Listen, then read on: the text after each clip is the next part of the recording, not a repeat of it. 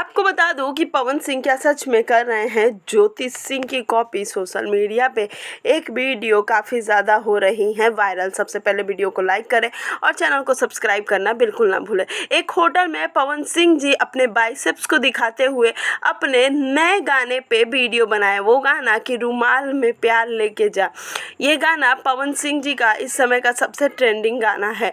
लेकिन क्या आपको पता है कि इसी गाने पे ज्योति सिंह ने एक नहीं बल्कि 3-4 वीडियो बनाकर सोशल मीडिया पर डाला है। जो लोग अब ये कह रहे हैं कि कहीं ना कहीं पवन सिंह जी ज्योति सिंह की ही कॉपी करें, क्या सच में ज्योति सिंह की कॉपी करें या बात कुछ और है? क्योंकि इनके अगर कमेंट्स में आप जाकर देखेंगे तो आपको समझ में आएगा कि क्या पवन सिंह कॉपी कर रहे हैं या नहीं। सोशल मीडिया है और यहाँ पे बहुत सारी बातें होते रहती हैं।